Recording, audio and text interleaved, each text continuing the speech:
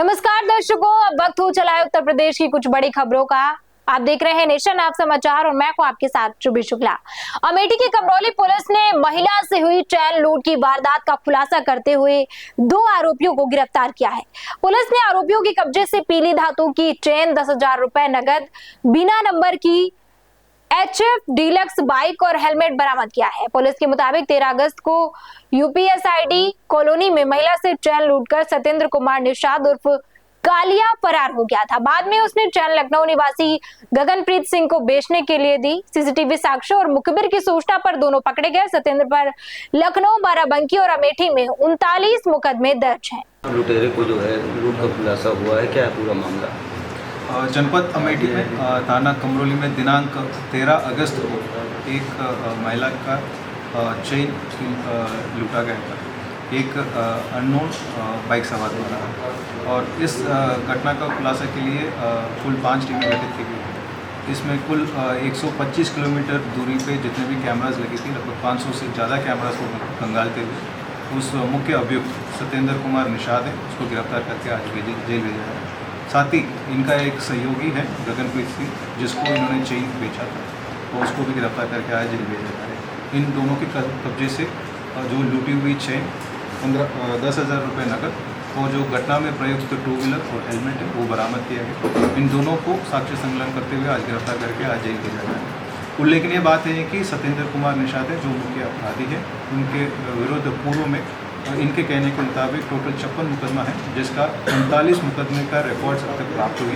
बाकी 17 मुकदमा हैं इसके उर्फियत के नाम से हुई। उसका भी डिटेल्स जनपद लखनऊ, बाराबंकी, रायबरेली और आसपास जनपद से भी उसको खंगाला जा रहा है। और उल्लेखनीय बात है कि ये 2010 से लगातार घटना की और 4 बार जेल जा चुके हैं। और इनके विरुद्ध पूर्व में लूट, चुनैती, आर्म्स एक्ट, गैंगस्टर एक्ट और गुंडा के तहत कार्रवाई सुनिश्चित की गई है। और साथ ही साथ इस घटना में जो भी प्रॉपर्टी इन्होंने अवैध रूप से अर्जित किया है उसका भी जांच किया जाएगा। और साथ ही साथ इन दोनों के विरुद्ध गैंगस्टर एक्ट के तहत भी कार्रवाई सुनिश्चित की जाएगी। इस सराहनीय कार्य के लिए जो पुलिस टीम है उनके लिए 25,000 रुपये की नकद पुरस्कार घोषित किया। वहीं औरैया के दिव्यापुर थाना क्षेत्र के फफून चौराहे पर 14,000 रुपए के चालान के विरोध में ई रिक्शा चालक सड़क पर लेट गया। चालक अंकित के प्रदर्शन के चलते करीब आधे घंटे तक यातायात प्रभावित रहा और चौराहे पर जाम लग गया। चालक का कहना है कि वो पत्नी की दवा लेने जा रहा था, तभी उसका चालान किया गया। चालान का मैसेज मिलने के बाद वो वापस चौराहे पर पहुंचा और विरोध शुरू कर दिया। सूचना पर थाना प्रभारी सत्य प्रकाश मौके पर पहुंचे और चालक को समझाकर सड़क से हटाया। पुलिस ने बताया कि चालान किस ट्रैफिक सिपाही ने किया है, इसकी जांच कराई जा रही है। वहीं सुल्तानपुर के कोतवाली देहात क्षेत्र में किरण पांडे की हत्या के मामले में पुलिस ने आरोपी पति अरुण पांडे को गिरफ्तार किया है।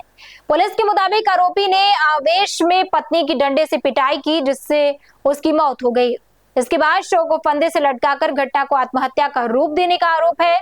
पुलिस ने आरोपी को 20 अगस्त की रात करीब 9 बजे विंध्यवासिनी नगर आहिमाने से गिरफ्तार किया है। पूछताछ के बाद उसकी निशानदेही पर वारदात में प्रयुक्त लाठी भी बरामद की गई है। पुलिस ने आरोपी को न्यायालय में पेश किया है, जहां से उसे जेल भेज दिया गया है। वहीं औरैया के ततारपुर कला गांव में इस वक्त ग्रामीणों में दहशत फैल गई, जब एक घर के पास पानी भरे गड्ढे से निकलकर मगरमच्छ का बच्चा खेतों में पहुंच गया। ग्रामीणों ने सूझबूझ दिखाते हुए मगरमच्छ के बच्चे को पकड़ लिया और बोरे में बंद कर दिया। इसके बाद उसे सुरक्षित नदी में छोड़ दिया गया। ग्रामीणों के मुताबिक करीब 3 सप्ताह पहले घर के पास पानी भरे गड्ढे में मगरमच्छ के बच्चों की जानकारी वन विभाग को दी गई थी। वन विभाग की टीम ने रेस्क्यू का प्रयास भी किया था। एक बच्चे के पकड़े जाने के बाद ग्रामीणों ने राहत की सांस ली है। वहीं हमीरपुर में डीएम अभिषेक गोयल ने कस्तूरबा गांधी विद्यालय का औचक निरीक्षण किया। इस दौरान उन्होंने छात्राओं से बातचीत कर पढ़ाई और उनकी समस्याओं की जानकारी ली। डीएम ने छात्राओं को एआई और यूट्यूब के माध्यम से सीखने के लिए प्रेरित किया। उन्होंने क्लासरूम, हॉस्टल और किचन की व्यवस्थाओं का भी बारीकी से जायजा लिया। इसके बाद डीएम पीएम श्री विद्यालय पहुंचे, जहां उन्होंने बच्चों को खुद पढ़ाया और उनसे संवाद किया। डीएम ने मिड डे मील का खाना चखकर भोजन की गुणवत्ता भी परखी। निरीक्षण के दौरान उन्होंने विद्यालयों में व्यवस्थाओं और शिक्षा की गुणवत्ता को लेकर जरूरी निर्देश भी दिए। फर्रुखाबाद के नवाबगंज थाना क्षेत्र के नगला जब में चकबंदी की पैमाइश करने पहुंची टीम पर ग्रामीणों ने हमला कर दिया। आरोपी की लेखपाल और कानूनगो ग्रामीणों को समझाने का प्रयास कर रहे थे, तभी महिलाएं और ग्रामीण लाठी डंडे लेकर हमलावर हो गए। टीम के साथ मारपीट की गई और कपड़े तक फाड़ दिए गए। जान बचाने के लिए चकबंदी टीम एक घर में घुस गई। इसके बाद 112 पुलिस को सूचना दी गई। पुलिस मौके पर पहुंची और बल प्रयोग कर ग्रामीणों को वहां से हटाया। घटना के बाद इलाके में तनाव की स्थिति बनी रही। पुलिस मामले की जांच में जुट गई है। पूरा नाम क्या है साहब? आपका नाम क्या है? महिपाल सिंह। क्या हुआ सर आज आपके साथ? आज यहाँ पे हम जिलाधिकारी महोदय के आदेश के अनुपालन में जी ग्राम बराग जैसे कि हम चकबंदी की पैमाइश कर रहे थे। जी सर।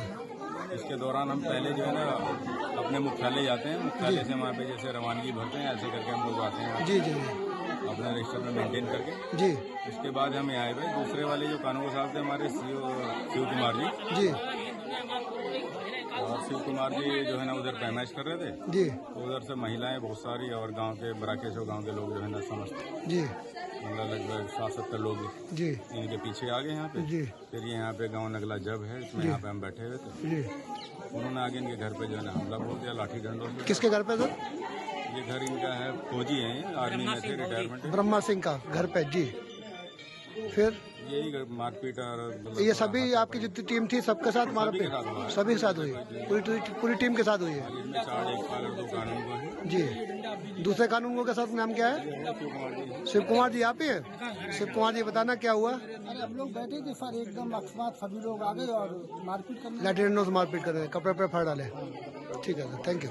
बांदा के पैलानी थाना क्षेत्र के निवाज गांव में आकाशीय बिजली गिरने से किसान की मौत हो गई। बताया जा रहा है कि किसान बकरियां चराने के लिए खेतों की ओर गया था। इसी दौरान उसके ऊपर आकाशीय बिजली गिर गई। हादसे के बाद परिजन किसान को लेकर अस्पताल पहुंचे, जहां डॉक्टरों ने उसे मृत घोषित कर दिया। घटना की जानकारी मिलते ही परिवार में कोहराम मच गया। मृतक के परिजनों से समाजवादी पार्टी के पूर्व राज्यसभा सांसद विशंभर निषाद ने मुलाकात भी की। उन्होंने पीड़ित परिवार के लिए मुआवजे की मांग की है। घटना के बाद गाँव में शोक का माहौल है। मंत्री जी क्या घटना हुई थी, कहाँ आए हैं आप आज? हम थाना सेंटर बांदा में हैं। थाना पैलानी के रिवाइज गांव में संदीप वर्मा जो है, सतीश वर्मा, सतीश वर्मा पुत्र घसीटे राम बकरी चलाने गया था धार में। तो आकाशीय बिजली तड़प रही थी। आकाशीय बिजली के जाने से क्योंकि मृत्यु हो गई, तो आज भी उसका पंचनामा हो रहा है और आजीएम हो रहा है। और प्रशासन से मांग करेंगे कि आकाशीय बिजली से जो मृत्यु हुई है उसमें सरकार प्रशासन जो है 5 लाख की मदद करे। तो सरकारी नियम है। ठीक। फर्रुखाबाद के जहानगंज थाना क्षेत्र के मेहरूपुर खार गांव में चोरों ने दिन दहाड़े करीब 20 लाख रुपए की चोरी की घटना को अंजाम दिया। बताया जा रहा है कि घर का मालिक काम के सिलसिले से बाहर गया था। दोपहर करीब 2 बजे वापस लौटने पर घर के मुख्य गेट का ताला टूटा मिला। अंदर पहुंचने पर लाखों रुपए के जेवर और नकदी गायब मिली। चोरी का पता चलते ही पीड़ित ने पुलिस को सूचना दी। मौके पर पहुंची पुलिस ने जांच पड़ताल शुरू कर दी है। पीड़ित युवक फोटोग्राफर है और एल्बम बनाने का काम करता है। इस घटना से गांव में दहशत का माहौल बना हुआ है। श्रावस्ती की कोतवाली भिनगा पुलिस ने नाबालिग से दुष्कर्म के मामले में पुलिस के मुताबिक आरोपी ननखने पुत्र बाबूलाल उर्फ बब्बू निवासी लोनियनपुरवा लालपुर महरी को बनघुसरा मोड़ के पास से पकड़ा गया है। आरोपी के खिलाफ बीएनएस की धारा 65(2), 127(2) और पॉक्सो एक्ट की संबंधित धाराओं में मुकदमा दर्ज है। पुलिस ने बताया है कि आरोपी घटना के बाद से वांछित चल रहा था। गिरफ्तारी के बाद पुलिस ने आरोपी को नियमानुसार न्यायालय के समक्ष पेश करने की कार्यवाही की है। कार्यवाही पुलिस अधीक्षक राहुल भाटी के निर्देश पर कोतवाली भिनगा पुलिस टीम ने की है। कल दिनांक 20/8/2026 को थाना भिनगा के क्षेत्रांतर्गत एक सूचना प्राप्त हुई थी कि एक नाबालिग लड़की के साथ दुष्कर्म की घटना कारित की गई है। इस सूचना पर तत्काल मैं क्षेत्राधिकारी इंस्पेक्टर भिनगा मौके पर पहुंचे। सूचना को सत्य पाते हुए तत्काल समचिन धाराओं में अभियोग पंजीकृत कर लिया गया है। जो अभियुक्त है उसकी अरेस्टिंग कर ली गई है। इसे माननीय न्यायालय के समक्ष प्रस्तुत किया गया है। अग्रिम विवेचनात्मक कार्रवाई प्रचलित है। मौके पर शांति व्यवस्था कायम है। फर्रुखाबाद जिला कांग्रेस कमेटी की बैठक उस समय हंगामे में बदल गई जब जिलाध्यक्ष पद को लेकर नेताओं के बीच विवाद शुरू हो गया। कांग्रेस पार्टी की प्रभारी नेता सारिका सिंह के सामने ही कार्यकर्ताओं और पदाधिकारियों के बीच जमकर कहासुनी हुई। बैठक में जिलाध्यक्ष शकुंतला गौतम और मुन्नी शुक्ला के बीच भी विवाद होने की बात सामने आई है। बताया जा रहा है कि कुछ कार्यकर्ता जिलाध्यक्ष की नीतियों से नाराज थे। इसी को लेकर बैठक के दौरान विरोध और बहस का माहौल बन गया। दरअसल ये मामला फर्रुखाबाद स्थित कांग्रेस पार्टी कार्यालय का बताया जा रहा है। घटना की चर्चा राजनीतिक गलियारों में बनी हुई है।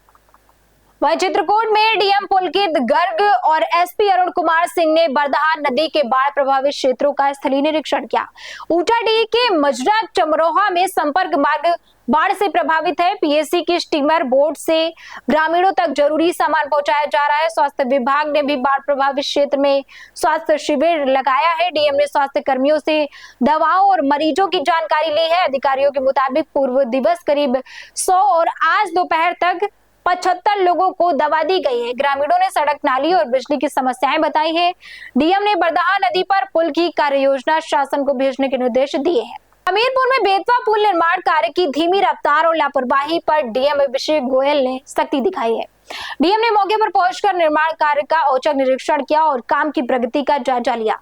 निरीक्षण के दौरान कार्य में लापरवाही और धीमी गति मिलने पर संबंधित लोगों को फटकार लगाई। डीएम ने 1 सप्ताह के भीतर मलबा हटाने और निर्माण कार्य में तेजी लाने के निर्देश दिए हैं। साथ ही पर्याप्त संसाधन उपलब्ध नहीं कराने की स्थिति में ठेकेदार पर पेनल्टी लगाने और भुगतान में कटौती के निर्देश भी दिए गए हैं।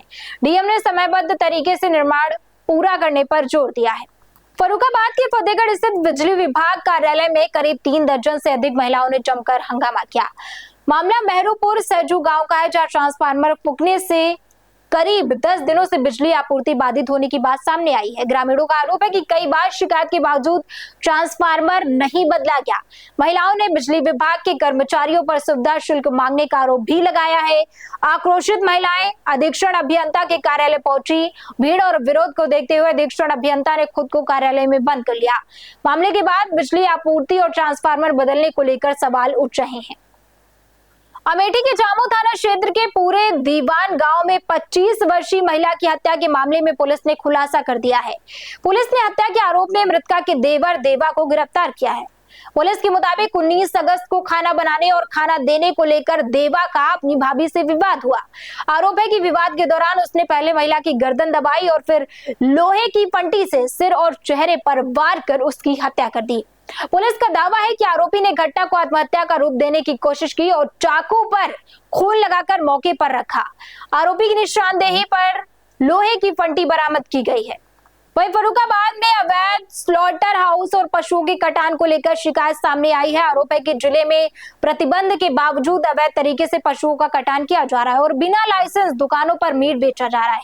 एक युवक ने कमालगंज थाना क्षेत्र के शेखपुर रुस्तमपुर में अवैध स्लॉटर हाउस चलने का आरोप लगाते हुए हल्का इंचार्ज संदीप गौतम पर भी गंभीर आरोप लगाए हैं। युवक ने मुख्यमंत्री पोर्टल से लेकर एडीजी कानपुर को प्रार्थना पत्र देकर शिकायत की है। शिकायतकर्ता ने मामले में जांच और कार्यवाही की मांग की है। आरोपों की वास्तविक स्थिति जांच के बाद ही स्पष्ट होगी।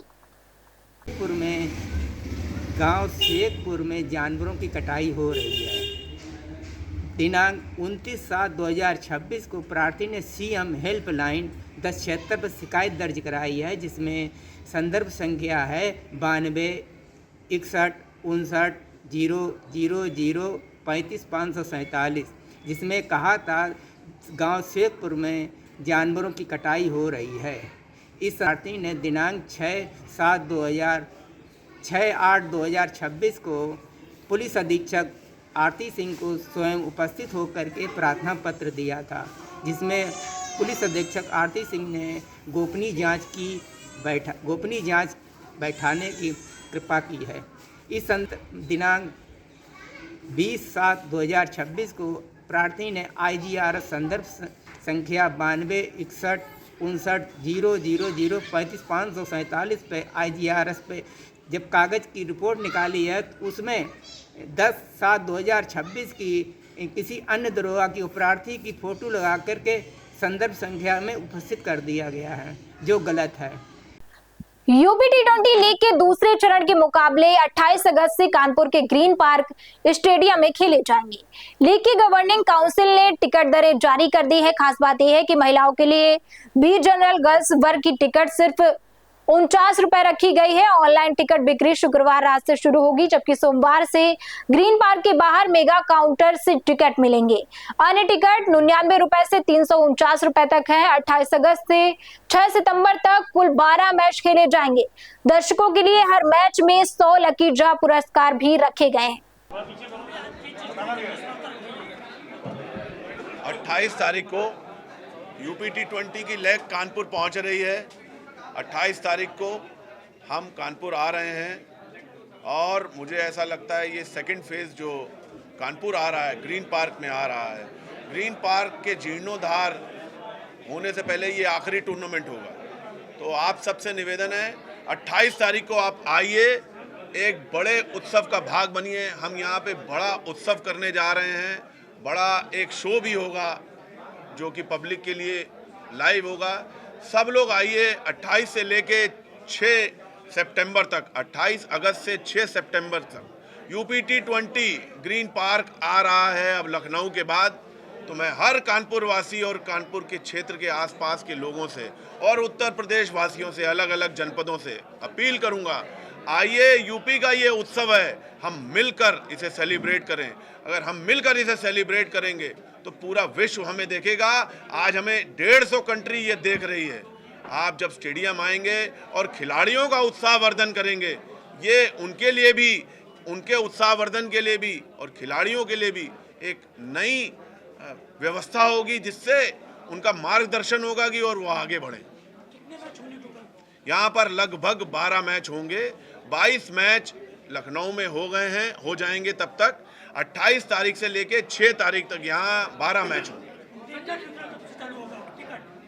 टिकट आज शाम से डिस्ट्रिक्ट बाय जोमेटो पर लाइव है। शाम 5 बजे से डिस्ट्रिक्ट बाय जोमेटो पर आज से टिकट लाइव हो जाएगा। शाम 5 बजे से कल शाम से बॉक्स ऑफिस यहाँ पर लग जाएगा ग्रीन पार्क के बाहर, और अन्य स्थानों पर लगाने की कोशिश करेंगे अगले 48 घंटे के अंदर, ताकि टिकट लोगों को लाइव भी मिल पाए। संजय जी, यूपी T20 का ये जो सीजन है, पिछले सीजन से कितना भव्य और क्या भविष्य में टीमों का बढ़ाने का भी कोई प्लान है? बिल्कुल बढ़ाने का प्लान है, क्योंकि ये इस बार का सीजन 2 शहरों का सीजन है। हमने ऑक्शन आगरा में किया। हमारा T20 के जो मैचेस हैं वो 2 जगह खेले जा रहे हैं, तो हम अपने आप में डबल हो गए और हर कोने में कोशिश कर रहे हैं उत्तर प्रदेश की पहुंचने की। हम 25 करोड़ उत्तर प्रदेश वासियों का, उत्तम प्रदेश वासियों का प्रदेश है, 75 जिलों का प्रदेश है। तो मेरा हर उत्तर प्रदेश वासी से निवेदन, विनती, आइए इस उत्सव में भाग लीजिए। पूरा विश्व हमें देख रहा है और मेरे खिलाड़ियों का, उत्तर प्रदेश के खिलाड़ियों का। तो ये थी उत्तर प्रदेश की कुछ बड़ी खबरें, और ऐसी ही खबरों के लिए हमारे साथ जुड़े रहिए और देखते रहिए नेशन ऐप समाचार।